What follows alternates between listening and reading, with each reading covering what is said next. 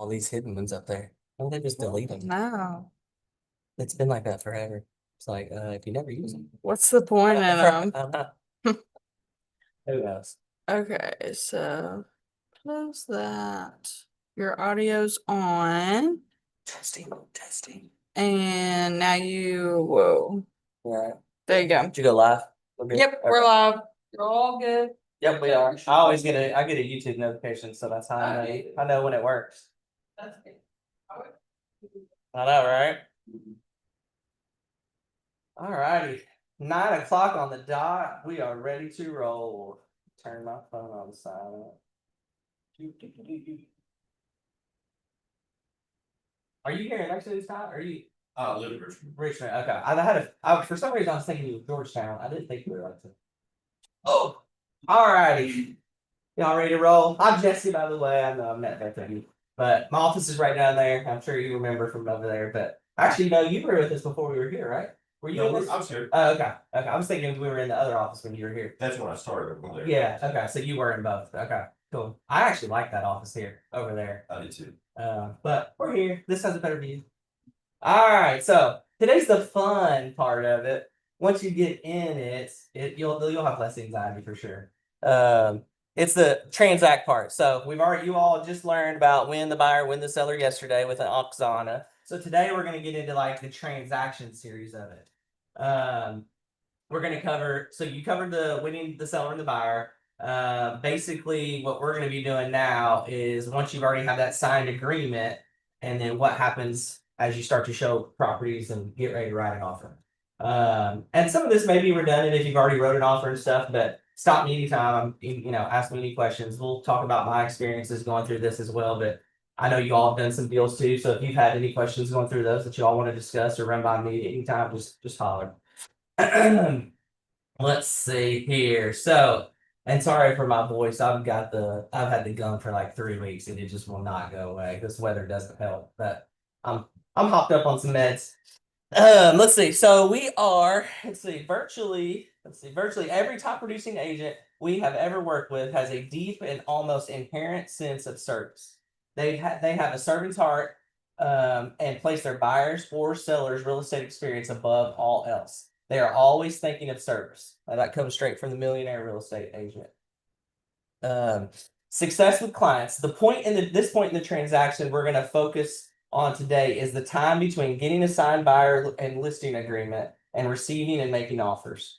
However, just as you're going to take aspects of lead generation into the transaction, you'll of course take aspects we discussed today through and past closing. Our first topic is success with clients. Let's cover things you can do with both buyers and sellers to make this process as transparent and as smooth as possible. A great agent and client communication. The key to success with clients is communication. That's above all. You can never communicate too much. Too little is a problem, obviously. But you always want to make sure that your buyer or your client seller feels like they know what the next step is coming. You don't want them ever, okay, we finished this, what's to come? So as long as you stay in communication with them, prepare them, it makes them less stressful if they already know what's to come, what's that next step. And it's, as we've talked, it's a stressful situation. You may have already done this. You're going to have to go over it multiple times with them on what's next. They're going to forget. You do a good job in your buyer rep and your initial seller meeting with them of giving them the steps of what's probably going to happen. But by the time you get to an actual offer and receiving it, they've done forgot it. So communicate. You've covered this in many ways so far, including the assistance that Command and the KW apps can provide. Great communication is the foundation for great relationships with your clients. Remember, they are trusting you with, like you just said, the biggest financial decision, and they will serve as this will serve as the foundation for their lives and their families' lives. So look in your participation guide. You need to make sure that your communication in these instances. You got one, you're going to provide a strong foundation for sustainable relationship. Two, you're going to set and manage expectations proactively throughout the transaction. Like I was saying, so you're going to stay ahead of the game, make sure they know what's coming. Creates peace of mind for your clients, and it enhances your credibility. It's important to recognize that you can rarely over communicate with clients. This is a complicated process that they will only navigate a few times in their lives, unless they're like you and move like 13 times. You will continually set expectations and keep everyone on track with your communication. And as we've mentioned, Command and your KW app are there to help you through the process. In addition to the 4 underlying ideas you need all your communication clients to convey, let's remind ourselves of the 3 levels of service the millionaire real estate agent is. You have your purpose, your value proposition, and you have your fiduciary responsibility. So your purpose basically is you're a masters of service, have clear and understanding of why they should be hired and can articulate to anyone at any time.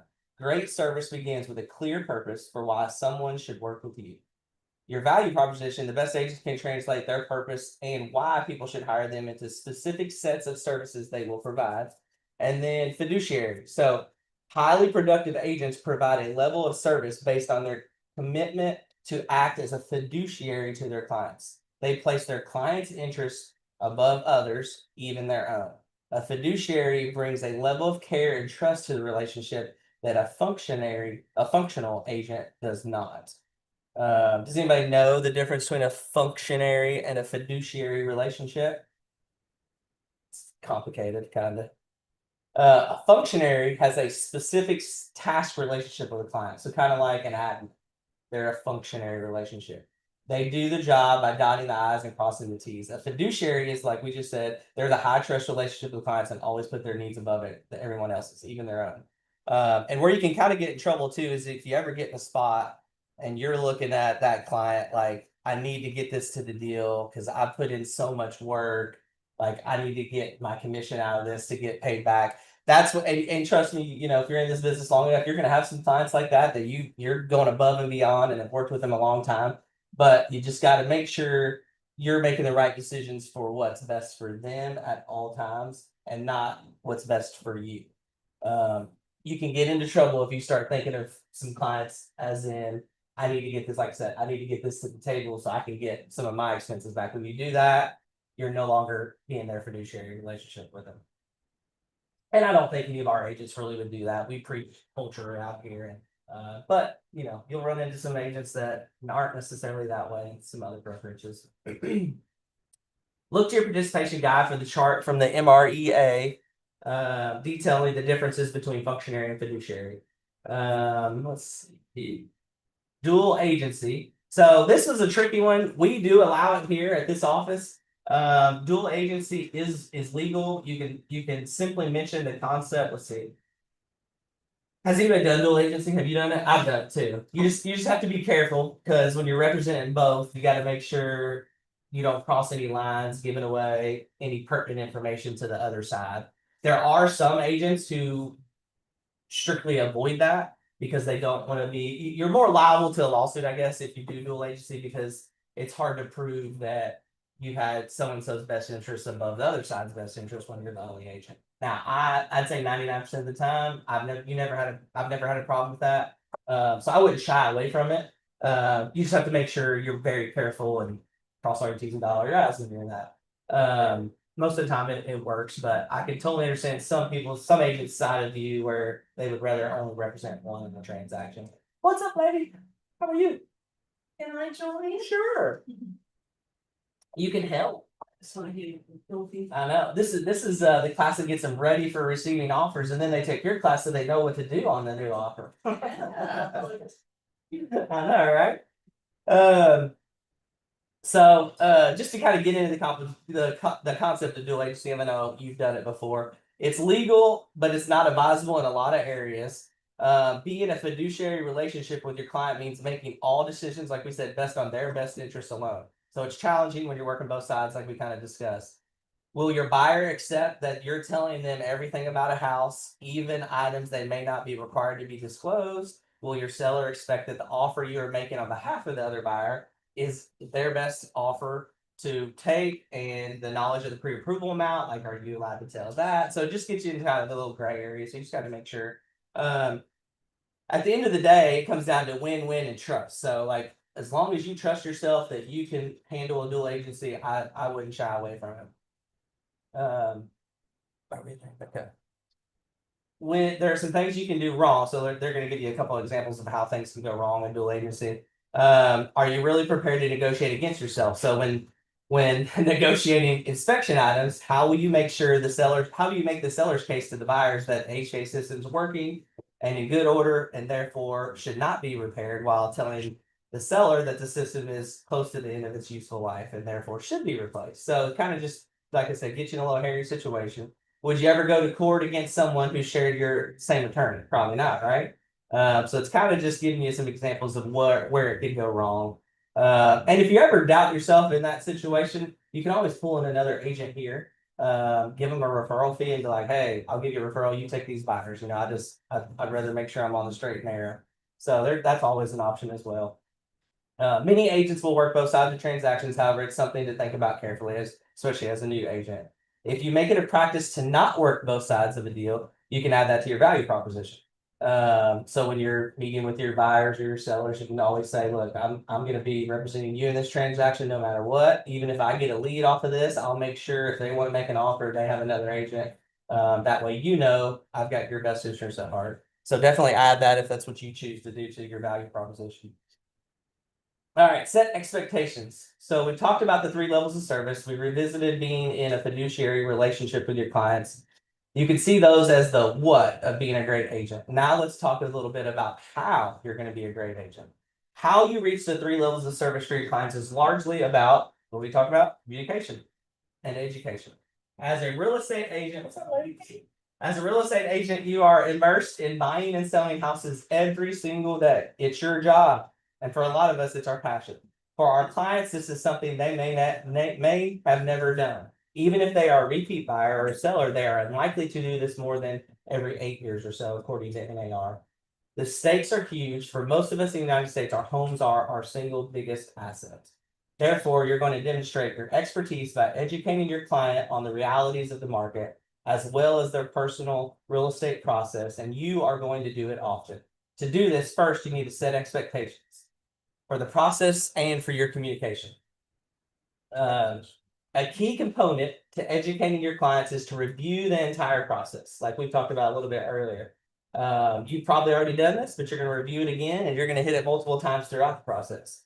And like it says that in here, like you've probably already done this in your buyer and listing consultation. This is a complicated and emotional process that people don't remember everything the first time you tell them, especially when it's in this proximity. This is true for almost everything in our lives. If you ask, what are you having for dinner a week from today? Would you know? If you don't, are you worried that you don't have an answer? Of course not. The meal is not near your needs right now. Right now, you're much more interested in what your next meal is, picking up your dry cleaning, blah, blah, blah, your daily tasks. So like I said, they're going to forget no matter how many times you review it with them. So always go back to it, make sure they know what that next step is so they're comfortable and trust you. Set time expectations. So this is important. We all have our own lives to deal with at home. We have personal lives, right? So you need to let them know what you expect in this transaction for communication.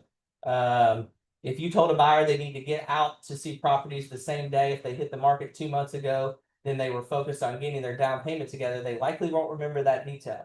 If you're now setting up their search, you should update them on how quickly the market is moving in their desired neighborhood and their price point. Make it clear why it's important to shift their schedules around to the point of inconvenience to see a house if that's what fits their criteria. At this same time, you're also going to need to remind them that if they see a house they like, they may need to put an offer in right away. So this was very like hit home for the last 2020 through 2023, and it's still sort of there because we're kind of still in a seller's market. It's definitely slowed down a little bit compared to what it used to be. But there was a time that if a house hit the market at 9 a.m. and you weren't in it before noon, it was gone. So you have to know what the market is and make sure they're aware of that. They can't email you and say, hey, let's go look at this house tomorrow if it's a seller's market. And it's, like you go look at it tomorrow, it's gone. So, and we're, like I said, we're kind of there now. I tell my buyers now, if something hits, let's go look at it immediately. I mean, I know we all have our own lives, but at the same time, this is the deal, this is what we chose to do as realtors. So sometimes it is an inconvenience, but in a market like this, to get a deal done and make sure you're doing the best you can for them, you gotta drop and go do what you're doing. Hey, babe. So make sure you keep track of days on market and how quickly your market's moving and make sure you get them out there. The same goes for sellers. Just because you covered how chaotic the first week of the market might be during the listing presentation 2 months ago, doesn't mean they remember. So as soon as you hit the market, remind them like, hey, we're putting our house on the market. These first couple weeks are like heat. We need to do everything we can to be ready for showings and accommodate. So reiterate how important it is to be flexible for showings. For most people, it's very rare to have to make such big decisions in such a short period. Prepare your clients for this change to their day-to-day schedule. This is especially important to those to get a time-sensitive portions of the contract. Often contracts require an answer within 24 hours, if not less, in hot markets. Therefore, you should make sure your sellers know once the house hits the market, they need to respond to your texts and calls. That's the worst part is like you can't get a hold of somebody. So I think I've ever really dealt with that. Most of the clients I've always had have been very aware and have been ready, but I know I've been on the other end and had an agent saying, I can't get a hold of the seller. They're not calling me back. And it's just frustrating. So make sure you prepare them for that. Make sure they're, you almost got to tell them, like, put yourselves in the other shoes. Like, if you're not available for a whole day and I can't get a hold of you and we've got an offer, think about if you were that buyer making the offer and we can't get a hold of you. That would be frustrating. So you can kind of have them switch roles to understand how important it is. Remember, you're always staying in communication, like we talked about, setting and reiterating expectations throughout the process. Document expectations. The good thing is we have dot loop, so it makes life simpler as long as electronics are working that day. You will likely need to go over the contract before you ever see the house with your buyers and before showings begin with sellers. But by going over it now is when it isn't time pressure. They'll have some familiarity with it before they need to rush to put it on the off to put in an offer or to quickly decide on acceptance. At each stage, you'll review with them where you are and where you are going. And in addition to the contract, what are some other documents maybe you think you should prepare them for or let them see ahead of time? That way, if they want to read it or look through it, because they'll save some time down the road. Anybody have any ideas? The agency. Agency agreements would be one. Yep. You can send them the inspection agreement too if you have a seller. That way they know, or even a buyer, because you're going to submit your repairs on that. Property disclosure. I do that. Like my initial meeting with sellers, I usually take a copy of that and I'll leave one with them. That way they can read through it and be like, if once you're ready to list it, this is what you're going to have to fill out. So be preparing and find documents if you don't know how old things are. That would be a good one. Lead-based paint, you could. Most people kind of know what that form is. Those are just a few examples. Taking, let's see, at each stage, you'll review with them where you are and where you're going. Future pace with your client. Be sure they know everything that is going to happen before it happens. I feel like we keep reiterating that, but it is, like I said, it's communication, communication, communication. You can never communicate too much. For example, when talking to buyers who have just submitted their offer, you would tell them how long the seller has to respond, like what your timeline was that you put on there, what the outcomes might be, accept, counter, reject, what the basic steps would be in each of those 3 scenarios. We'll talk more about this on the day we cover offers. Set communication expectations. This is the one I was actually referring to earlier when I was like, set the communication expectations for how you plan to communicate. Some agents feel like they can never turn their phone off or take a day off, and sometimes that it does definitely feel that way. But that's not the way you should choose to live your life all the time. If you plan to turn your phone off at certain times, whether that be dinner time or at certain times at night, you're gonna put the kids to bed. Make sure your clients know this. If they're aware you won't get back to them between 8 p.m. and 8 a.m., they're not going to be looking for a reply and blowing your phone up. Now, even if you tell them that and you've got an offer on the table and it's 8 p.m. and you've got a deadline at midnight, you might have to make an exception during those times. But if that's like whatever your plan is of when you're going to respond based on your home life, your kids, your family life, make sure you communicate that with them. That way they know what to expect. Let them know that you'll check your messages first thing in the morning, attend to anything that needs to be attended to. This goes both ways. Be sure to find out how your clients like to be communicated with. Do they hate texting? Do they like phone calls? Well, we all have some of those clients. Should it be a group text with both spouses or just one, work overnight, prefer not to be texted? Do they have children who need homework assistance and dinner, so they don't want to be disturbed between 5 and 8? Just, ask them what they expect in communication and what would work best for them so you can accommodate. Set contingencies.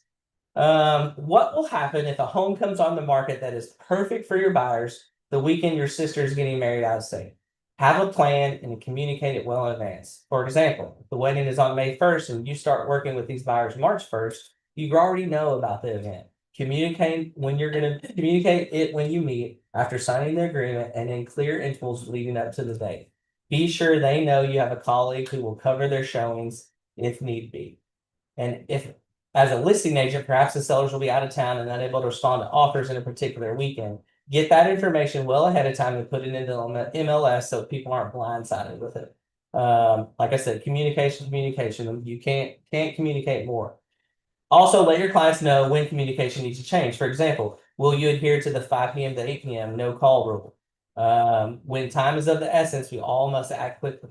Make it clear to your clients when that turnaround becomes a primary concern to the success of their purchase or sale.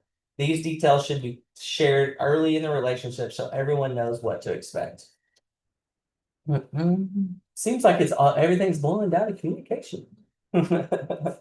Set up-to-date market expectations. So this is key as well. Updating your client's view of the market is another way for you to show your expertise. They need to understand the realities of the market they are in.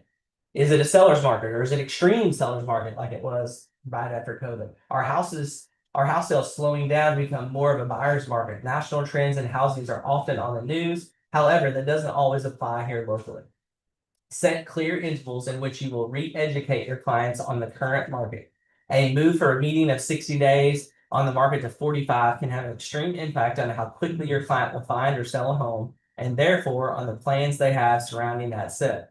Be sure to translate what the market means to them. In the extreme seller's market, where houses are going for an average of 10% over asking, should you be looking at the top of their price point? Probably not.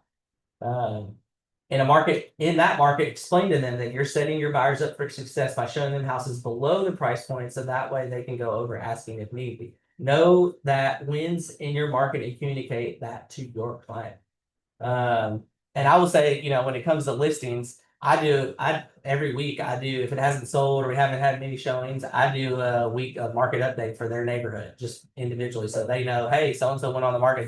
The last thing you want them to do is text you and say, hey, did you see that house went on the market? And you don't even know about it. So every listing we have, I set up a search for that neighborhood and put me in as the buyer. That way I get an alert every time something's on, because I want to be the first one to say, hey, new listing just hit in your neighborhood. Here's where it's priced at. That way you're the expert and they feel like you're preparing them and you're taking care of them. I think that's a good practice. Set expectations seamlessly with your KW tech. And this is super key. KW's got great technology. We all need to take advantage of it. And I don't take advantage of it nearly as well as I should be. So I definitely can improve there. KW technology you can leverage to help you show your expertise clearly and consistently and keep your clients up to date on where you're going in the process. Utilize the custom checklists and smart plans and opportunities in command. Market updates can be part of your custom checklist and smart plans. We will cover checklists more on our contract to close section. Share your KW app and be sure your buyer and seller guides are up to date and in sync with your current market conditions. For example, in parts of the country where natural disasters have made home insurance significantly more expensive in recent years, perhaps your move checklist for insurance quotes up in your buyer's timeline from post inspections to maybe during the time of due diligence. If your market is slowing down, you can put more time early in your seller's timeline for home staging to be sure the house will show well in the first few days on the market. If your market is two items you should input into your checklist in command are to ask for reviews and referrals. Definitely do that. And I think the best time to do that is not at closing or after closing. Try to do it in that timeline after you've got through the inspections and the appraisals, and they're just in that kind of last week crunch because they've kind of done all the hard stuff, the stressful stuff, and they're just waiting on the mortgage to close. I think that's the sweet spot to get them to get you a referral, because they're still responding to your emails and ready. Once you close, they're busy moving and getting all that together. So I found the sweet spot is like a week before closing, week and a half before closing, asking for a referral and sending them a link to like your Google or whatever you use to get your testimonials. Those are the good times because they're happy, they enjoy the process, they're almost in the home stretch. So I feel like that's a good sweet spot for sure. Do y'all get testimonials on referrals? Y'all ask for them? No. Yeah. I feel like I do. I've always done a good job of getting referrals. I feel like a lot of our businesses mostly referrals, and we do ask for them. Testimonials is the one I should have been getting more of. Yes, Mhm. that's me. Yeah. The referrals, they automatically, I mean, I don't Right. have to ask for them. Right, yeah, because you do a good enough job, right? They're thrilled. Yeah. And we all love to say, oh, yeah, we used this. and For it's sure, great." for sure. But- I mean, how many people do we refer people to? You know what I mean? Absolutely, Yeah. absolutely. Tell them to send you know that they're gonna give them a, but anyhow, the testimonials are so huge and I've been negligent. I I did agree. in the beginning, but Yeah. because they were written on paper Right. 20 years ago, 15. Yeah, But I was those- there. Those are key I because know. everybody is, They are. They are. They are. I But agree. I agree. So start make that part of your checklist when you all get in there for sure. Make sure you're getting. You can even use like the Google. Like get your Google business page up. Use the Google refer. You can get all of them. Zillow. There's a lot of really good ones. But I agree 100%. Those are very important. Everything's online, so the more people you have showing how great you are is a plus. 3 steps to gaining referrals, which is always fun. I will say, all this is true, but at the end of the day, if you do a good job and your clients are happy, you're gonna get referrals. That's just the nature of the game. As long as you're doing, you did the best you could, your clients are happy, they got into their place, and you follow up and you add them to a 33 touch plan or whatever. You don't just forget them after the closing. You will get referrals naturally. Obviously, you can be better at it by doing these 3 steps, but the key is just do a really good job. Make sure they're happy. Make sure you have their needs above all else. Okay, so you've been thinking, we haven't even put an offer in a house. Why am I asking reviews and referrals? Because you've already provided value, which is the first step in gaining referrals and reviews. From the beginning, tell your client throughout this process, I'm going to give you amazing service and earn your trust so that you'll want every member of your family to work with you.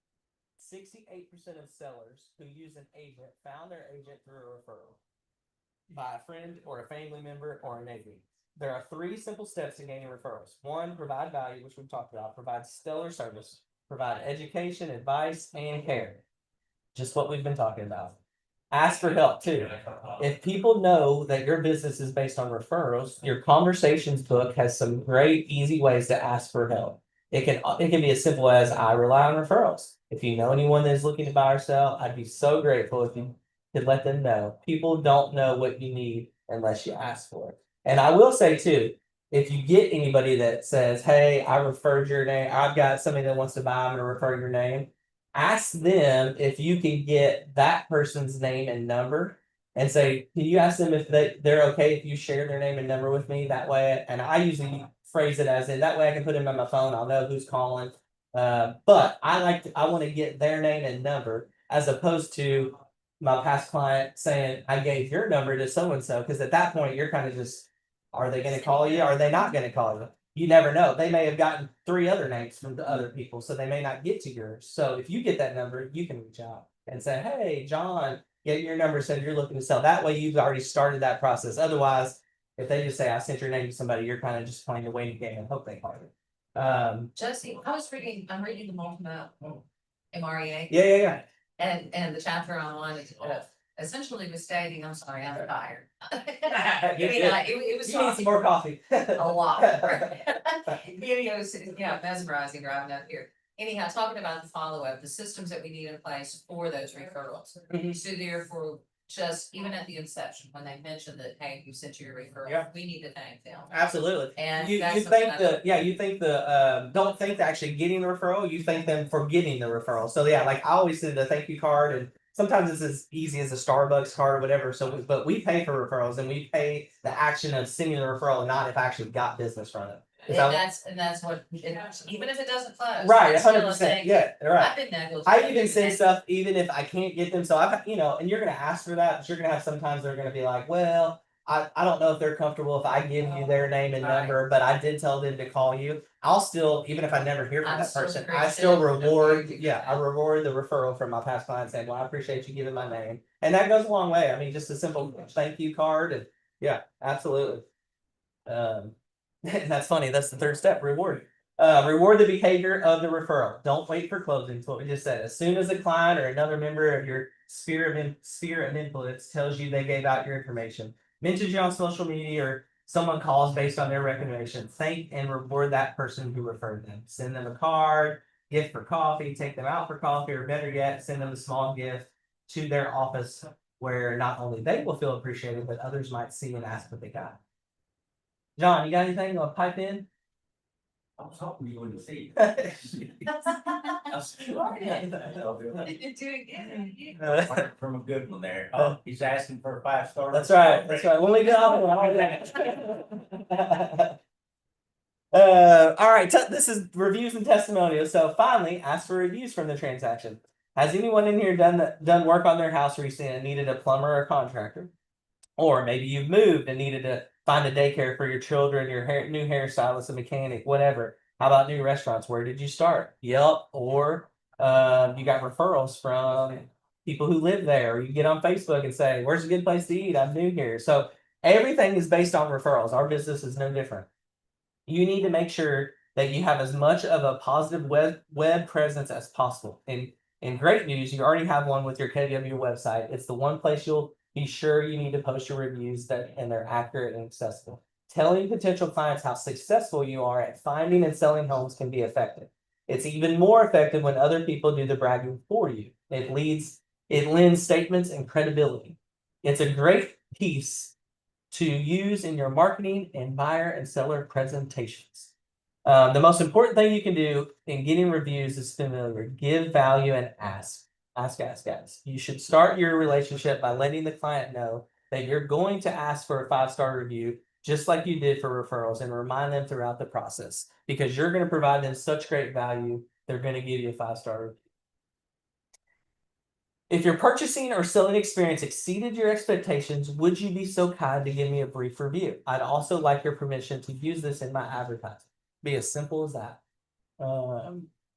Let's see. Seller-oriented reviews. The client's home sold quickly. So here's some like key things that they can hit on. Like if you sold it quickly, they got asking price or above, they were impressed by your service. All of those are good things that a seller review could put in there. Those are like 3 keys to spice up the tension when people are looking you up online. Buyer's reviews, things they can use in there. Found my perfect home quickly. The agent negotiated a great price. The transaction went smoothly. They were impressed by your service. Those are a few good things that would be in there. Any ahas you all can think of right now through what we've talked about so far? Communicate. Ask, right? Implement, and do. Yep. And asking at the time of the inspection period is good. I would always wait till the end. 'Cause it's Yeah. hard. It is. It's hard. They get busy. Yeah, they get busy, and then you're not with them. You're still not in the weeds and the day-to-day stuff because you close there. So yeah, it's and what I like is what they're saying is start even earlier than what I would even do. I said, I try to do it around inspections or right after because we kind of got through the hard stuff. But like this is saying, prepare them early on and saying like, hey, I'm going to give you such great service. You're going to want to refer me and give me a 5-star review. That way they know, hey, she's going to be asking at some point because she's telling me that, or he's telling me that. So I think that's great. Like letting them know ahead of time that what you plan on doing and that you're going to ask for that, and you plan on giving them such great service, they will do it. Don't know if you got any the selection, but it's so funny because in closing, your clients will love you. You form this relationship, having a great time. Sometimes it's sad because I feel like it is. I mean, At closing, you're like, just go. It's I so know. funny. I'll look at them and go, I'm gonna miss you, but I'm not gonna call you for about a month. You probably don't want to hear from me. And Right. that's usually they're like, we love you, Tammy, but yeah, Yeah. leave us away. Yeah. Yeah. It's true. It's true. they're just like, you're wanting to linger, Yeah. and they're like, we gotta move. Right. We Yeah. gotta go. Yeah. I mean, I feel like some of them that it's just been a great transaction. You talk all the time. Like I text them like 2 weeks later and be like, look, I tried to wait a month, Me too. but like, I missed you so much. Like, how's things going? And they love it. I mean, they love it because you're checking in with them. But yeah, it is. It's you're such a big part of a big transaction most of the time for somebody. It's you feel you're emotionally connected. True, Yeah. but they've got things to do. They do, They're- they do. they're busy. So once they close, Yeah. we're not an afterthought. They haven't forgotten us, but you're less likely to get the feedback. 100%. That's one of the reasons that I haven't is I've always waited to the last. Yep. Yeah. Oh, and I did the same thing. I mean, I just recently in the last year or two started doing it earlier, and it's way better. I mean, I get much better results. Yeah. So I fell in the same trap. I agree. Okay, Yeah. thank you for that. I just always was the old. I don't know if it's the old school or just what do they call it? The drunk monkey in the back of my mind telling me they don't want to, they're not, why do they want to give me a review? We haven't even closed yet. Like, Well, right. you know what I mean? But it's not true. Like we provided value and we've already let them through a lot of it, so they do want to give you a review. Then you could maybe even get multiple reviews from the same person, True. Yeah, exactly. Yeah. Mhm. unless you're on.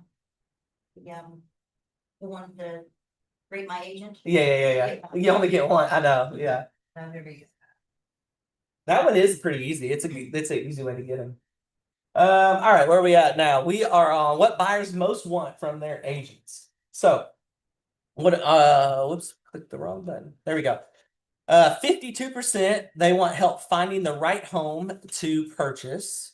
Then it looks like 13% help negotiate the terms of the sale. 11% help with the price negotiations, and then other. What do they got as other? Let's see. Other they're saying is help with the paperwork, which there are a lot that want help with the paperwork for sure. Determine what comparable homes we're selling for. Help to determine how much home buyers can afford. That's all in the 24%. But basically, the majority of people are looking for you to find the right purchase or help them negotiate price or the terms. That's going to be like over 75% of people. That's why they're going to hire buyers over there. Buyer's needs analysis. So the first step in stellar buyer service is being aware of their needs. You should have concluded this through the needs analysis with your initial buyer consultation leading up to the signed agreement. If you didn't, this is your first step post agreement. Revisit this process in your notes from session 14.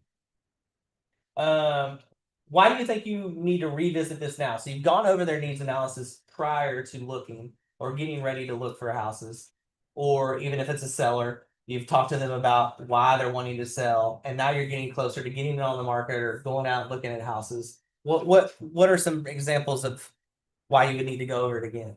Changes. Yeah, 100. It changes all the time, right? I mean, you never know what could happen. Growing family, found out they were pregnant, lost a job, got a pay raise. I mean, anything. Life changes big time. Loan guidelines change, rates change. They change all the time. That can totally change what their purchase price is, or if they should sell and possibly buy. So definitely revisit this right before you're getting ready to get it on the market or get ready to show them houses to make sure you know exactly what's going to work for them and you can update what they're looking for. Is that in our workbook? Yeah, I'm not finding that. Is that not in there? No, Buyer needs analysis? no, that's really, I mean, The same thing happened yesterday and the day. Huh. yeah, there's quite a. So it's in the slide, but not in here. Yeah, there's a lot of displays. Oh, yeah, it could be because, But we've had some. huh? Well, if you all want this, I could always have Madison print this. Email to us, Melissa's one. Yeah. Oh, yeah, I could. Yeah. I could chat. Yeah, let me make a note. I'll do that. Yeah. Did you find it? Yes. Did you? You did find it? So it is in 14? 14.9. Gotcha. Hey. They need to make a note in here that says this is in 14.9. Same page. Yeah, right, exactly. Oh, yeah. Right here it is. Thanks for sharing. Yeah. Good job. And, But yeah, that's basically right here. Buyers' lives change or buyers' world change. Kind of what we talked about. The answers, let's see, 2 basic categories: buyers' lives change and their world change. In either case, a buyer's needs change. Whether a change in their life or the world around them, you need to revisit the needs analysis during this transaction. Revisiting the needs analysis can help you find out why homes that should be perfect for your buyer are maybe not as inspiring anymore. Believe it or not, sometimes what we think we desire is not what we need. If you're showing them all the historic homes you thought they would love, then they're thrilled and they're thrilled to a tepid response, it's time to find out why. It's also common for buyers to get frustrated in a tight market and start looking outside of their criteria, which we all have experienced in the last couple of years. Maybe you have empty nesters looking to downsize who suddenly start looking closer to their current square footage. If so, it's time to find out why they changed on what they're looking for. Are they realizing that their earlier number was too small, or are they getting frustrated at not finding what they need? This is also a great tool to use when buyers start looking above their price point. Revisit the needs and their criteria. Remind them that you are their fiduciary, not just the person who opens the door. And that is true. I mean, a lot of things will change. Like I said, rates are a biggie here lately. And it's been a tight market, and they can get very frustrated. So just always revisit their needs. Make sure you're showing them houses that they can afford, A, and that meet what they're looking for. Sometimes you have to have tough conversations. That's part of being a fiduciary. A thorough and frequently revisited and revised needs analysis is a great resource in having tough conversations. Conversations about what they can afford, the realities of the market, timelines, and move-in ready versus fixer uppers are strengthened by referencing their needs analysis. What are some conversations you need to have with clients along the way? I'll give you a couple good pointers. Are if they're buyers, don't go out buying a new car. Don't go out buying a bunch of furniture and putting it on credit. Yeah, 100%. And I've had that happen. I mean, luckily the one time it happened to me, we still made it work. It took a couple weeks longer than it was supposed to, but buyers don't know. And I feel like a lot of mortgage professionals nowadays do a good job of doing that, but they all don't. And sometimes they'll forget. So make sure you remind them. That's one of the biggies that you run into is make sure whatever you look at financially when you got approved, you keep that same financial status until we get to closing. Now, once you close on that house, go buy that car. You go buy the furniture. Yeah. But let's not mess with anything through then. Yeah. I screenshotted it, popped up somewhere, the 10 Commandments of buying a home yesterday. Yeah. And it's essentially that, thou shalt not change jobs. Yeah. Self-employed or quit their current job, thou shalt not buy a truck, car, van, and blah, blah, That's blah. 100% it. Yeah. Yes, if you give me, Do not. Yeah. this is Yeah. so simplistic to throw it in the toolkit. That's right. 100%. And Yeah. it is so, it's comical, but it just. It's thou shalt comical, not but you make realize big- that a lot of buyers don't realize. They really don't. They really don't. Well, it's 100% Yeah. true, thou shalt not make big deposits without checking with a loan officer first. Yeah, Thou it not- gets red flag. Shall not change bank accounts, simplistic things. I Yep. had one that paid off like $150 on her credit card and closed the account out. And she was so tight. Because that can mess with your yeah. The loan officer made it work, like you said, but it was like It's hairy. Yeah. $150 and he thought. And you wouldn't think it's a big deal, right? Yeah. She was so proud of herself. Right. It'd be a don't do anything. Yeah. Oh, I know, and they forget, and they think they're doing the right thing. Like, well, this is definitely going to help, but it doesn't necessarily. I really like this 10 Commandments. Yeah, because that's really essentially cool. it's, don't do a daggum thing Yeah. unless we call you. I mean, I try to tell them like, and I don't want to get into their financial stuff, but I'm like, just Right. don't do anything, even if it's small, without checking with your loan officer. Be like, hey, I'm going to pay off this credit card and close it out. Should I do that? Nothing. Yeah. Don't make a move. Right. Yeah. At Don't all. do anything without checking. And they still do sometimes. They do. But I mean, you'd be surprised how many people are kind of buying at their top price point, and any one little small thing can really affect that. That's So great. I agree. That's great. That's great. It's cute. I'll have to send it to you Yeah, guys. that's cool. I'll send it to Madison so she can send it to you guys. Yeah, they need to pop it in here in the slides. This one is good. Yeah. Show homes based on their needs. So now that we've talked about how we can use the needs analysis and have buyers stay on track, and we've discussed some conversations we need to have with them, let's talk specifically about showing homes, which I know a lot of us already have in here. Showing homes is a process just like anything else. First, you need to find the home that fits their needs. You'll find the MLS classes to help you do this. You also need to make sure that your buyer is set up in your KW app, show them how to search for a home, and follow the buying process with your guides. In choosing the homes you will show clients is based on their needs analysis and expectation setting. As we mentioned, in the extreme seller's market, you should not show homes at the top of their price point if they're going for multiple offers and going above. You shouldn't show homes that your client excuse me, you shouldn't show homes that your client would need closing cost assistance from the seller to purchase, because in a hot market, that's not likely, especially if you're already looking at the top of the budget. You can offer it, you can, if they wanna see it, add that to purchase price. Right. instead of But if appraisal. it's already it's saying if you don't want to look at 175, if they're approved at 175 Yeah. and they still need closing Yeah, costs, right? okay. Yeah, it gets tough. And honestly, what's funny is like, so I've been licensed since 2012, no, 8, something. So I was in the crash. Closing costs from like 2010 to 2015 was like a 7 out of every 10 deals included closing costs. Like it was a normal thing back then. Like a lot of buyers and sellers were usually fine paying it. And then once it hits the seller's market, like after COVID, it's like, it goes away because they don't have to. They're getting offers without, so you got to bring it to the table. So it's honestly tough now, I feel, even in this market for some buyers who need the closing cost help. They almost have to look 10% below what they're approved for just to kind of make it work, because they have to add it on top. So true. And you have to warn them about that, because like, well, I need help. And I remember when I bought back in 2015, it was no problem. Like we were able to offer this. And I'm like, well, the market's totally different than it was in 2015 now. Like So you're not gonna be able to, if you're approved at 200 and you need 10 grand in closing costs, you're not gonna be able to buy something that's listed for 200. It's just, we'll try, but I'm just telling you, the likelihood of that is very, very slim. I mean, I've got a lady right now and she's kind of real. I've had some tough conversations and I'm like, you're just, you're getting yourself all worked up on these houses that you like, but we can't get them. And then you're getting down. And I'm like, I told you from the get go, we need to be down here because you're falling in love and then you can't get it because you need 10 grand in closing costs. Right. The unrealistic expectations. Yeah, and that's what it is. Yeah. And even though I feel like I did a good job explaining that to her, they sometimes they just don't hear it. I used it recently, you know, when you go to a car lot and you really want that Maserati, but you only have $20,000. You get the Yeah. you can get the body. Right. And you can go look at That's it, but beat you're up. never gonna get it. Yeah. But you're not gonna have an engine transmission, Right, yeah. 1972. Right. And That's a good one. And well, you know, and they don't. I mean, I want to beat my head against the wall because market has shifted so dramatically. Yeah. And so many people do look down at us realtors, especially if they don't know us Right. immediately. And or they don't have a history with us. And I've had a few of those, but trying to bring them into reality of it. Well, they bought and they bought and Yeah. they got it. They said, we got closing costs and we got this Right. and that. Yeah. And they don't believe you initially. It's very difficult sometimes. It You is. sit down and show It's them. hard. It's hard with people that you don't know to have those tough conversations and then to something- receive it. Yeah. And even some that you do know, the market has shifted. Mhm. 56% increase in values. Right. I mean, you just, yeah. Yeah.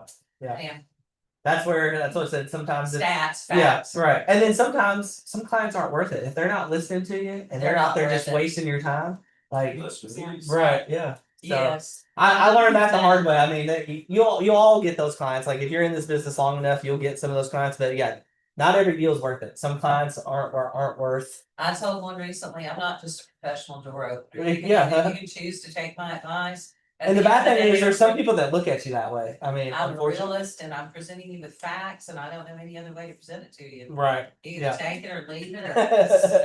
Okay. Yeah. Take it or leave it. With Yeah. so many agents through time, you wonder, you're like, how did they get this way?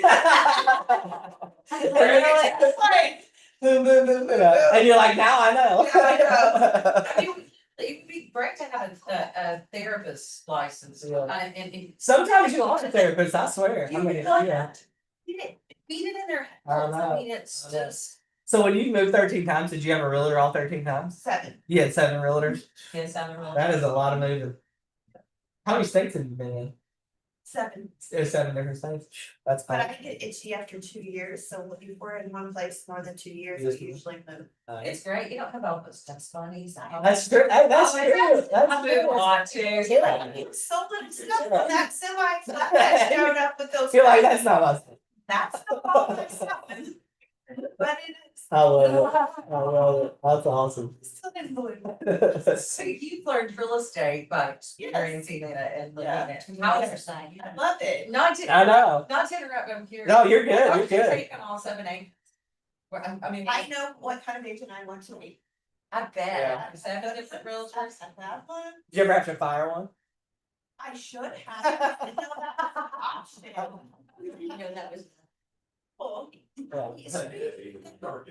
Yeah, I know, right? Yeah. I tell my clients, sometimes they're really hesitant, especially the lower ones. Yeah. They'll look at us like we're some kind of a god or something. They don't wanna cross us, whatever we say. And I'm telling them, do you understand I'm working for you? Yeah, right. I know. I'm not. Yeah, cause there's, Yeah. well, I quit telling them to make me earn my money. Trust me, Yeah, I'm out there. I love it. they're that way at the negotiation table. I know. And I know. you're like, oh, yeah. Yeah. Yeah. I agree. I True, agree. very true. Very true. Showing homes best practices. So this one says show only the best properties for your buyer, ones that you have thoroughly screened in advance and meet their criteria.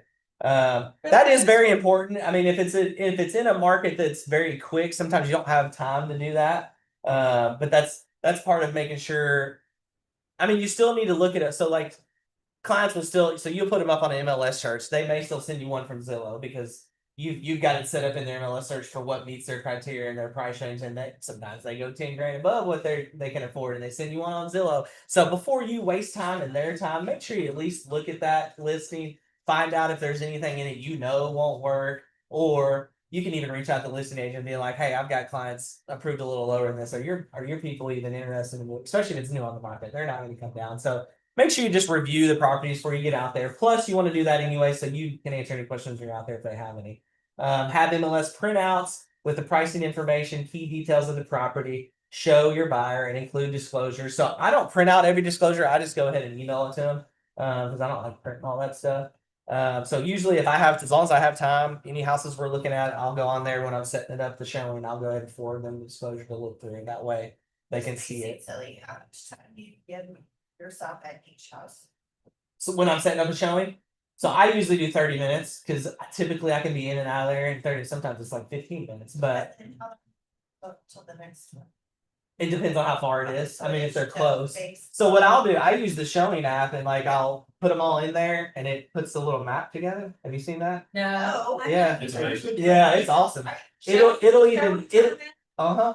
And you can even do it on the computer in the showing time thing. So you add them all in there under, you have to create a client and then add them all to the client for that day and what time. And then you can even hit which one you want to start at and it'll put them all in order of like the best way to The go. best route. And then it shows how many miles in between each house and how long it should take you to get from one house to the next. See, I'm not Yeah, used you to that, are. I'm pretty good. Yeah, it's awesome. But- Yeah. When we get done, we'll pop it up and I'll show you how I do it. And I know. It's so awesome. The leeway, a Yeah. little bit of time in Yeah. there. So if I'm showing a bunch of houses, like let's say I'm showing like 7 houses, yeah, 6, 7 houses. I'll usually try to do an hour showing just in case I get behind. So Yeah. every one of those 6 or 7, I'll do from 1 to 2, and then the next, depending on how far they are. But I always do an hour for each one. That way, if we're in one house 30 minutes, the next one 15 minutes, it kind of gives you some play. They can see, the vacant ones give you flexibility. Correct. And then you've always got one person that's gotta be home, let the dogs out. They For have to sure. finish vacuuming the floor, the carpet, yeah. Yeah. So you do that first. I It all usually, depends upon route. yeah, it depends on route, but if I know like one where I would typically start or end, one of them's occupied, I'll flip it and try to do the occupied one first. Yeah. Because then the unoccupied, it doesn't matter if you're running earlier. I make myself a little handwritten and it's got Yep. B or O. Yeah. And I Yeah. make these little, little notations on it. I do the same sellers thing. At home, disabled. Yep. So I print off an MLS sheet for me and an MLS sheet for them, put them in order, the times I'm supposed to be Yeah. there, yeah, make notes. You print yours off because you can do that through Showing. But it won't tell you if they're making it off. Sometimes they won't. Notations on that. I'm just curious, Yeah. I laugh at people. I'll tell you one thing, all of my young clients, I was screaming all the time, pen to paper, they make better decisions. I would agree. And I don't know how many of my clients have said, and one guy was still calling me, he go, I put pen to paper. Do you really? Because That's they, awesome. your indecisive clients, go, That's well, awesome. I don't know if I should be, I don't know if I should do pen to In the paper. paper, yeah. Pros and That's why I cons, call- pros yeah, and cons, sometimes yeah. I'll do it for them and they're like. "That's Yeah. good." Well, and that's why I like to bring the MLS sheets because I make them take notes and like write down like what did you like about this, what did you not like, especially if you got somebody you're showing multiple to, they'll forget like which house was which. You're like They completely forget, name them. Yeah. The cat house, the dog Right, house, the yeah. wallpaper house, the smoking house. yeah. And if I know it won't work and they're done, I'm like, why did I throw it away? Like you don't even need to keep that one, like so you don't consider it, you know. I see. Not put what they thought, so when you. Well, so I have my list, but I tell them like if they're not interested, like this one's not going to work, just why don't throw it away so you don't like get Get confused, confused. right? Yeah. Okay, I do not do that. Or a big X, yeah, I've done that. that's But it. yes, I like to take printouts too if I can, just because I take notes too. That way for feedback, like what they didn't like, what they did like. And that's another key that's not in here. Don't be an agent that doesn't give feedback. It drives me absolutely insane. I think our agents do a really good job about it. But there's a lot. I mean, I've got a listing that has showed 10 times. I bet I have 4 feedbacks. That's it. 6 people don't even bother to. So I do, and they finally give me feedback. But I'm like, I shouldn't have to call you. It's just common courtesy. Just give, even if it's not good feedback, like they need to hear it. I mean, even if it's just this was a great house, it's just not the one for my clients. I don't forget anything Sometimes negative to that's say. all. Yeah, but If I it can't say doesn't- I'm not getting feedback. And I agree, if it doesn't come in my inbox, I forget that I hate that, because Yeah. it's so bad. It is hard. It is, and it is. It's- And I mean, I forgot too. I'm not saying nobody's perfect, but I just feel like we're getting into the last year or so, it's just less and less feedback. I feel like agents are too busy and they just don't take the They time are, to. now they're using the fact that it can put you in a. And they like, and I've had some of that. They're like, I'm not leaving feedback because I'm. So there's been a lawsuit over feedback. Oh, really? Yeah. And so some agents are like, I'm not giving feedback because my buyer sued me for the feedback that I left because it supposedly hurt them in the negotiations. The feedback they left. So if they step away from the house, you send the feedback, then. Buyer didn't like blah blah later, blah blah blah. The buyer's not Some making an agents now offer, are you asking damages just the for the agent. agent. To give their, which that's a good one. That's a good one. I'm sorry, To get So if you get somebody who says they're not wanting to do that, say, well, can you give me your feedback, not the buyer's feedback? Completely, it Yeah, just. that's- So they can say to you, kind of straight up. Yeah. That's That's what fine. senior case there, was this. feedback. You can say this is my personal feedback, and then your buyer can't sue you because you were giving your feedback, not their feedback. So what happened in the lawsuit is they left some feedback that the buyer said so and so. Then the buyer came back and wanted to buy the house, but the sellers held a grudge against them because of the feedback that was left. So the buyer sued the agent. That's the problem. I mean, that's the world we live in because people Because you can sue sue people. for- Yeah, you can literally sue for anything. And it could hurt you in the negotiations, so just be very. You have to be conscious of careful. What you say I agree. in the feedback, be kind, best with luck, and it just simply wasn't. I try to be vanilla, but like to the point of like. Well, yeah, Like my people thought it was a little overpriced, especially if I know they're not interested. But then it does, like you said, it does get hairy. What if they change their mind and come back? 'Cause they didn't here's to like be, something? you can just say, Yeah. here's to be, overpriced for the condition of the home, decluttering. Mhm. With help, could really see, how to use the rooms. You had the best evil cat experience last week. Evil. I guess I. Dang, really? Wow. I'd have been like, maybe that cat needs to be caged. Wonder if it acts that way when they're at home. It's know. just doing it to. That's funny. Oh, like. The ones I hate are the ones where like they try to dart out, like Oh, yeah, Oh, yeah. Yeah, you open the door. yeah, it's like boom. I'm like, Went oh. into a 2-car garage, it had like everything under the sun in it, and the cat, and they said, don't let the cat out into the garage. And then And it always happens. I spent time and a half trying to get that dang on cat in the house, and finally said, Yeah. Oh, I've had that before, and I was like, "Look, I'm sorry, your cat bolted, and I can't find it. Like, it's in there. It's in the house somewhere. It was actually in the garage, and they didn't want it in the house. Yeah. I tell my I clients. was like, it's under a bed. Like, I don't know where it went. I was straight up. Yeah. Like, I promise it's not outside, but I can't find it. Yeah. Put them in the car and put. Just Yeah, tell right. them, if they let the animals out, they are chasing. It's on you. Hello. Showing homes. All right, let's see. Once you're ready to show homes, always read the listing agent remarks and be sure you're scheduling according to the listing instructions. Calling the listing agent to schedule an appointment when the instructions clearly say they would like you to use the showing app or service, blah blah blah. So basically, just read the showing instructions. Trying to schedule for tomorrow when the instructions say the first showing doesn't start for 2 days. This doesn't mean that you can't contact the agent though, which I agree with. So you'll see that a lot with some coming soons nowadays. Your clients want to look at it. I usually go ahead and call the coming soon just to find out maybe there's a chance it comes on earlier and they'll do showings early. And just to get like, why are you coming soon? What are you waiting on? You never know. They're creating urgency. They are 100%. That's what it's for. I mean, and I don't blame them. This doesn't, like I said, it doesn't mean you can't reach out to the client, but just make sure you're scheduling per their instructions. How you make that contact matters for how they will see you throughout the transaction. If your system enables feedback, leave it. Feedback helps the listing agent to inform sellers of how their home is being seen. It allows them to show off their expertise to you, helping them do it as being a good colleague. Do be diplomatic. Some agents have comments that go directly to the sellers, and if you say the house smells terrible, they may get in an earful from their seller. This will not endear you to them. Kind of what we talked about.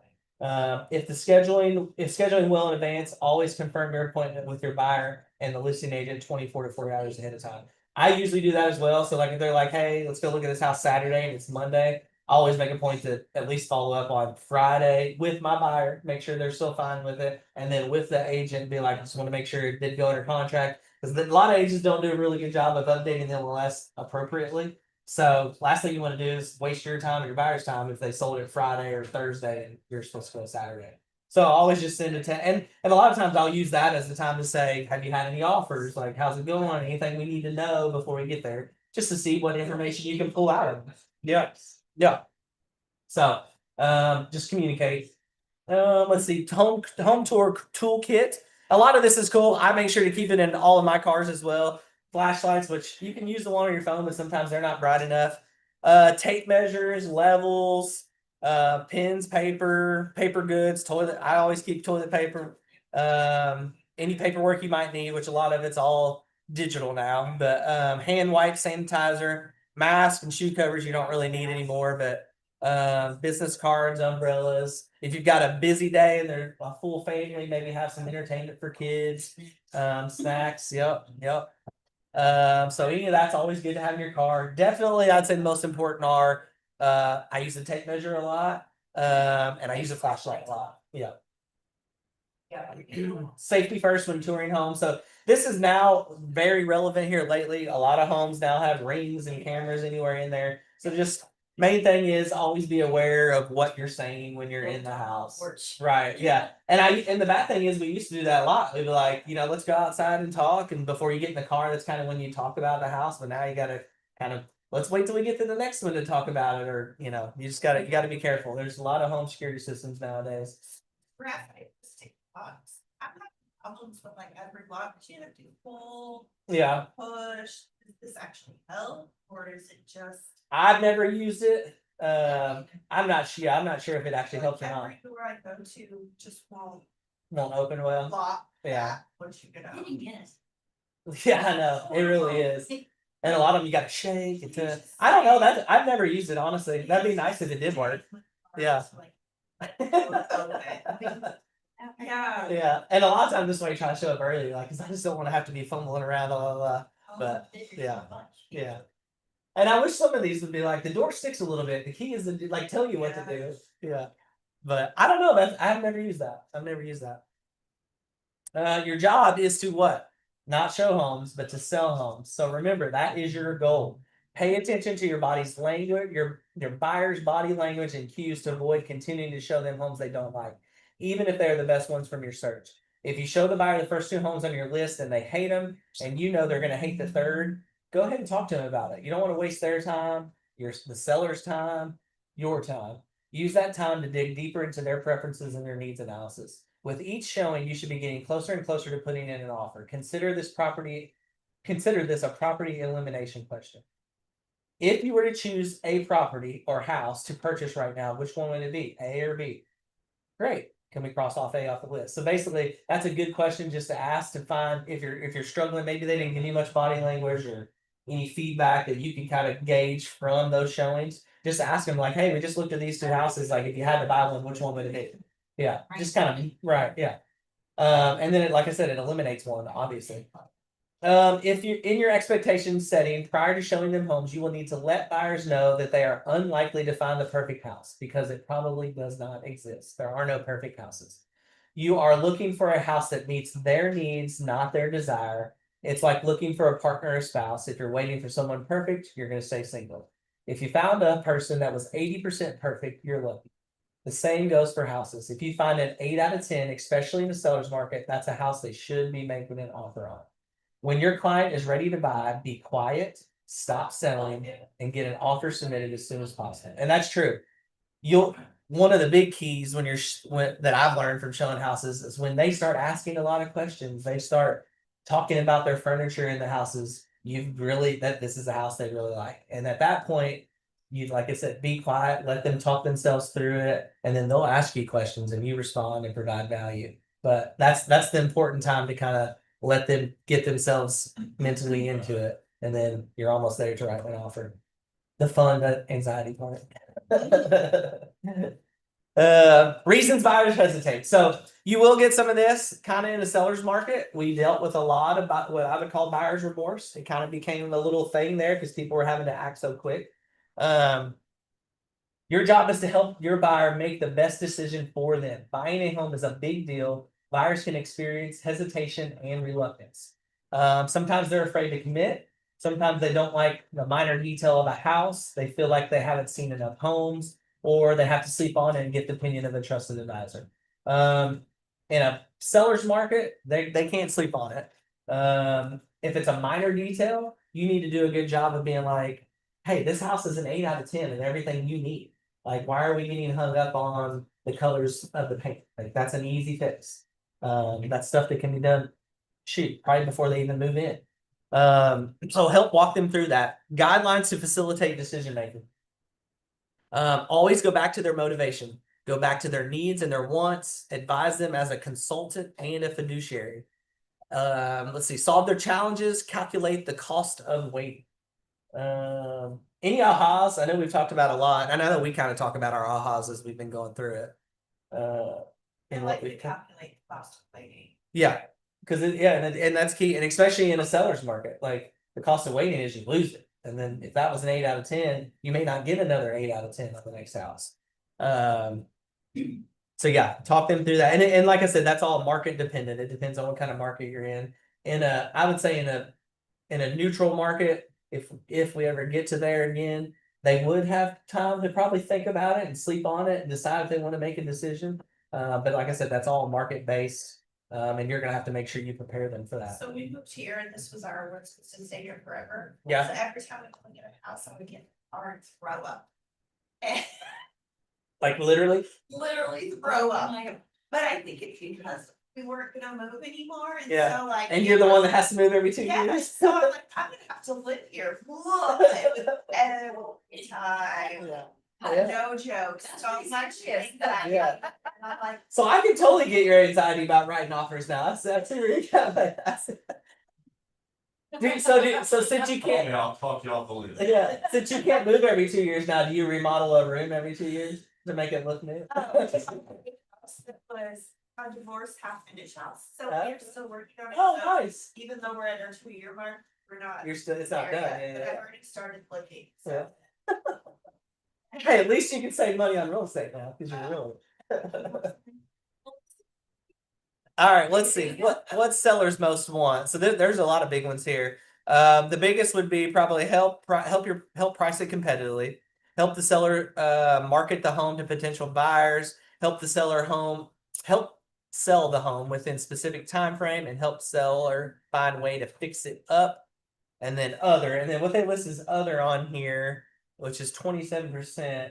They have help find buyers for your home, help negotiate the deal, help with paperwork, inspections, preparing for settlement. So the biggies are they want to know what it needs to be priced at, help them market it, find buyers, and then they want to sell it within a certain time frame. Those are the main reasons people list with the agent. Seller needs, it's price plus time frame plus conveyance. So we start the same process with sellers that we do with buyers, their needs analysis. For sellers, we need to know their price, their time frame, and their conveyances so you can get them great offers from able, ready, and willing buyers. Sellers life change, sellers world change. So this is kind of what we talked about. You got to revisit. Things do change. Just as with buyers, either the seller's life can change or their world can change. The seller could lose their job, so carrying the mortgage has become difficult. Perhaps the seller finds their dream home. So on the opposite end, they want to get this one sold quick because they don't want to lose the house they just fell in love with. Or perhaps the local economy shifts, rates change, blah, blah, blah. Very similar to buyers. So you just got to revisit those needs analysis and why they're selling. Seller's control. So there are just two things that the seller can control. They can control the condition and the price of their house. Your job is to know the market and advise them on how to get the best price with the least work in the quickest time frame. Therefore, you need to know your market. You need to know how they can best prep their house. This is where it gets into some sensitive conversations. So getting your home ready to sell for the highest price with the least work is the best time frame can involve some sensitive conversations. Hardly anyone keeps their house show ready all the time, and it's more of a challenge for some sellers than others. Obviously, ones with pets, kids, gets a little different. But you have a fiduciary relationship with your seller, right? So when you're in there, sometimes we do smell odor from pets, right? We have to have that difficult conversation. You have to be nice about it, obviously, but you want them to, if you want them to get the best price and sell it in the best time frame, they're gonna have to take care of that. And it's easy, honestly, it's easy. You just be like, look, I'm gonna walk through here as if I was a buyer's agent showing my buyer. I smell some pet odor. Like if you want to get the best price, the most money for this and sell it quickly, we're gonna have to try to take care of that. Like, can we move kitty litter to the garage, you know, get some plugins or whatever, some candles going during the time frame. That's probably the toughest one, because you know they love their pets like their kids, and I asked- a lot of times they live with it, so they don't smell it. So that's the toughest. asked if I could go on vacation during. the Yeah, I mean, and I try to do that with pets too. I'm like, look, if you can, I know it's not always easy for everybody, but for every showing, it'd be great if the dogs or the cats were gone, because some buyers are not pet people, and as soon as they found out a cat lived here, they may be, you know, not interested when otherwise they may have been. So I was like, if there's any way we can accommodate that, because we just don't know what buyers are going to get. But that kind of stuff, decluttering, that's the easy stuff. I literally walk through the house as if I'm a buyer, and I'm like, you know, let's get this stuff cleaned off the countertops. Let's declutter the walls if you can. I'm not saying you have to put everything up, but hey, we're moving. You're gonna have to box anyways. So why don't we go ahead and get this stuff decluttered? You can sit it in the garage, pile it up in there, as long as people can still walk around and view the garage. But you'd rather the garage be cluttered than the house be cluttered. I have taken pictures, I just reminded myself of this, I've actually taken pictures, asked if I could take photos with my phone, if their Mhm. phone is at sat, you know, at that moment. Mhm. And then send them their competition. Smart. And it's, I mean, it's an eye opener, all those magnets on the front of the fridge Right. and. All this Well, stuff and the on problem counter. is buyers like they end up looking at your pictures and not the pluses of the house sometimes. Like it Well, gets too much. They'll pass by. Right. You get 2 to 3 pictures opportunity, if the first 2 to 3 Mhm. pictures don't meet their expectations, they're Yep. gone. The first sale is online with those pictures. I agree. That's really smart. Like I said, if you're getting pushback from somebody not wanting to maybe do Like that what we're clean up. recommending. Yeah. And it is gonna affect Yeah. their price. And I mean, I even tell them like it goes as detailed as like this closet, your linen closet. If it looks like a mess, or if you looked at somebody and it was everything was folded and organized, people think, well, if they have their closet organized, I'm sure they've really taken care of this house. They've probably done things that need to be done, had it, you know, service. Too, Yeah. that somebody is more It detailed. does, And yeah. meticulous. And Even what's- if you don't really voice it or really think about it, in the back of your mind, you see that and you just you feel like it's a well taken care of You ever house. had the client, the sellers that refuse to do the work and they can't understand how that it would affect the price? Mhm. They get their shopping online and they pass up those messy homes. Yeah. I mean, their house is okay, but they I didn't like agree. that because it's a hot mess. Yeah. So those are the tough That- conversations you guys Excellent, have. Jesse, thank Yeah. you for reminding. Also, 100%. think of it, you know, if you wanna look like an Airbnb. Right, yeah. I mean, you really do. Yeah. Staged. Because when you're finding Airbnb, you find the cleanest looking. And yeah, you're right. That's a great one. That's a great one. Ooh, that is a good one, because so many people. Yeah. Yeah. So, like I said, sometimes you have to have those tough conversations, but at the end of the day, you got to come across as in, look, we want to get the best price in your time frame. And I'm going to share with, and I try to, like I said, I try to relate it as in, I'm going to share with you things I think if I had a buyer and we were looking to this house, what they would notice and what I would notice. The pet smell's the toughest one to navigate. And smoke. I guess smoke could be too. I feel like you don't see a whole lot of smoke in houses anymore, but there's still some. Great agent client communication. So we must apply the communication standards as we've discussed since the beginning of the session. Keep things in front of you as we look at conversation template. Help sellers see their listing through the eyes of buyers in your participation guide. Let's see here. Where we at? Client violates fair housing law, so you go through the, you know, you have to provide that to them. Obviously, no client is worth your license, so make sure you're abiding by the fair housing laws. I don't think that will be too much of an issue for most of our agents, but if you feel like somebody's wanting to violate that, like I said, no client, no amount of money is worth your license. Some clients are better left with others. No commission is worth your reputation, kind of what we were going along. The Y4C 2Ts, win-win or no deal, integrity, do the right thing. Customers always come first, commitment in all things, communication, seek first to understand, creativity, ideas before results, teamwork, together everyone achieves more. Trust starts with honesty, equity, opportunities for all, and success through people. These are there's absolutely no communication worth your integrity, worth your reputation.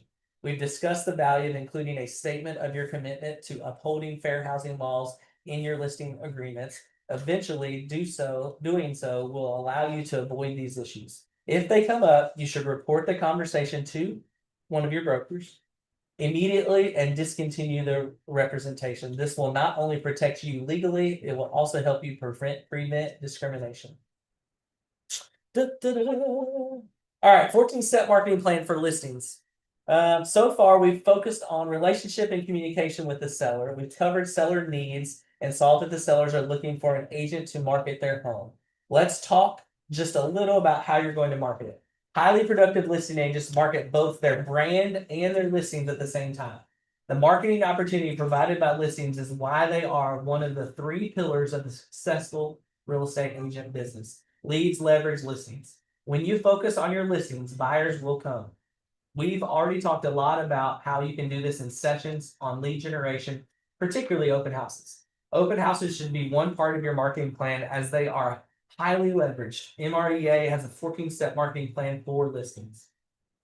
Let's see here. The message to put out to attract prospective buyers and sellers is everything. Why would they want to contact you in this market? What would they get if they did? These 2 questions are at the heart of effective messaging. Your MLS reflects your brand, so get it right.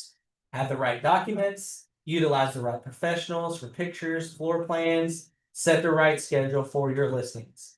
And a lot of this, some of this can be market driven. I mean, the right professionals, pictures and floor plans. In the crazy quick market, you didn't necessarily have to do videos on houses. As long as you had really good pictures and put on the market, they were selling in a day. So sometimes you can just based on the market, you can decide, do we need to spend the money for video? And a lot of times though, video is still good because that helps market you the video and you can share it around.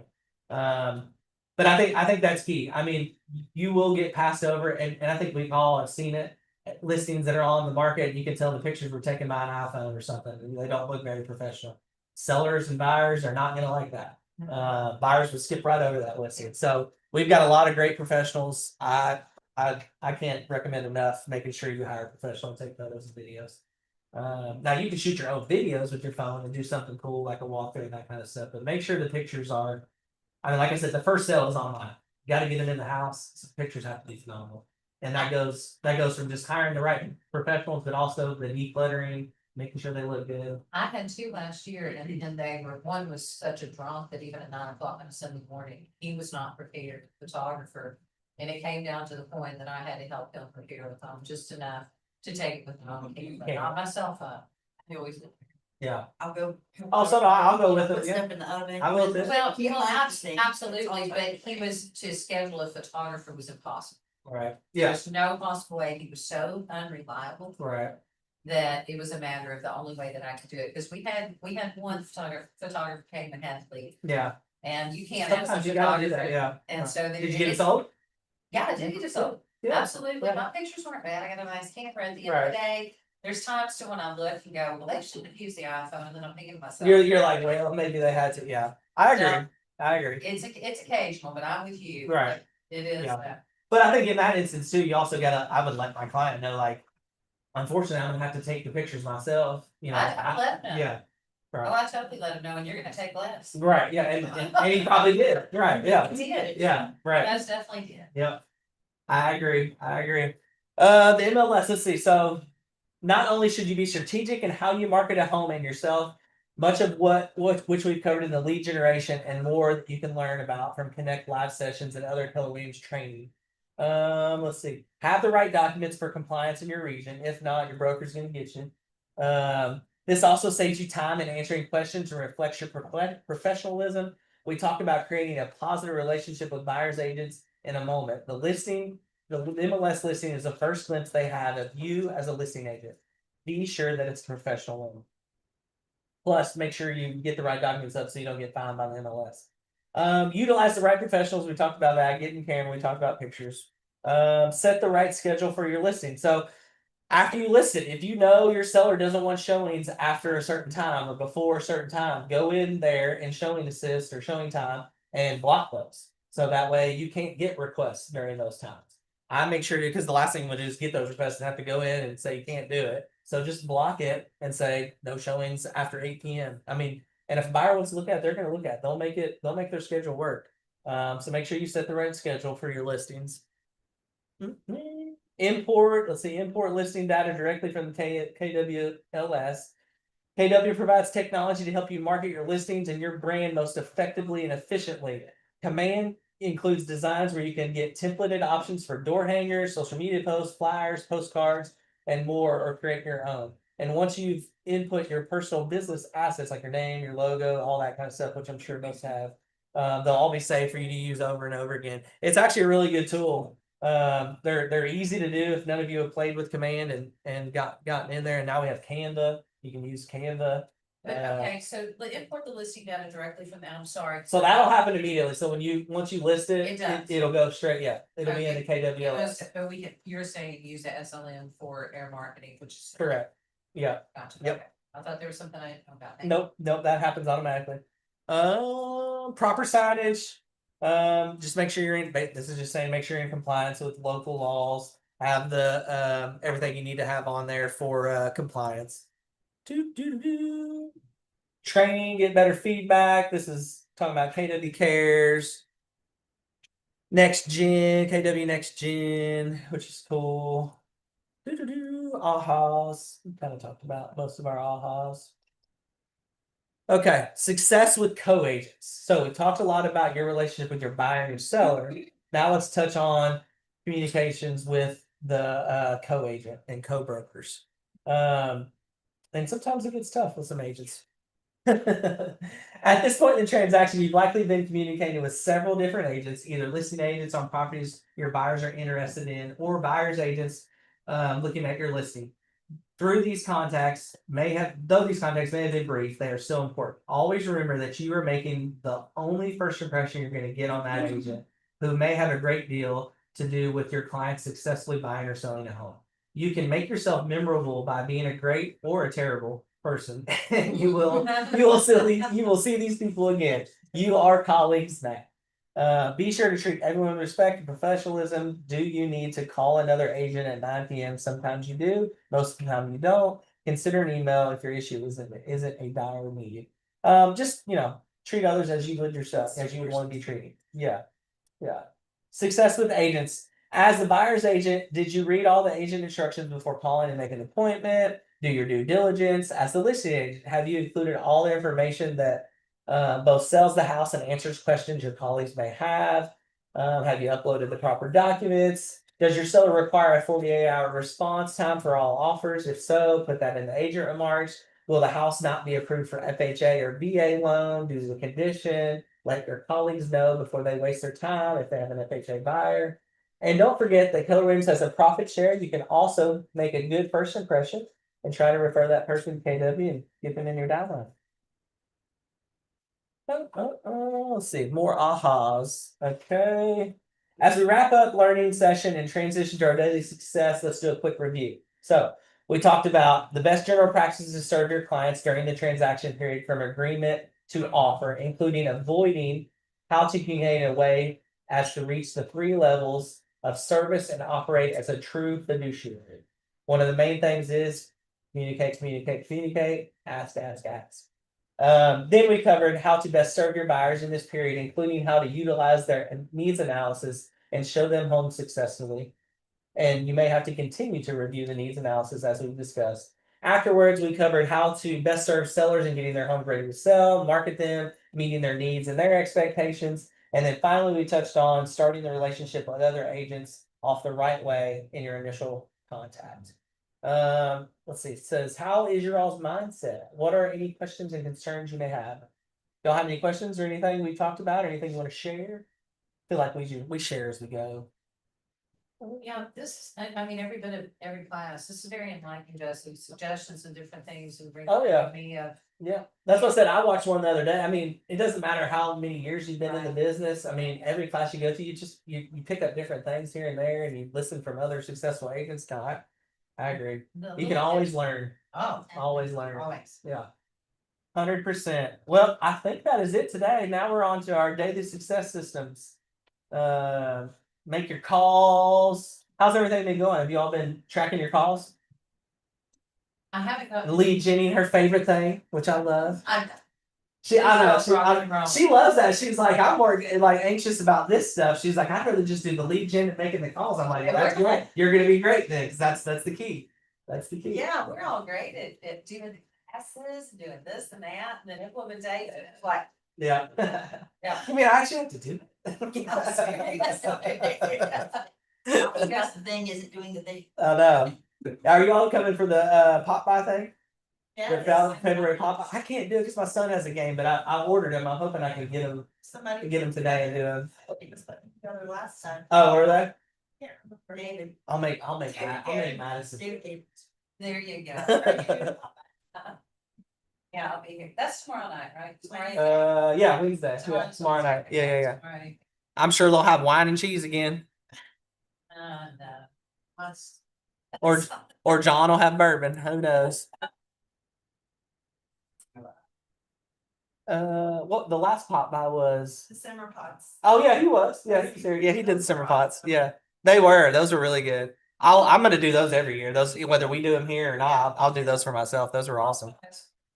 They do. They appreciate it. They And a do. duck card. Love duck card. All right, how do you end this thing? I had one something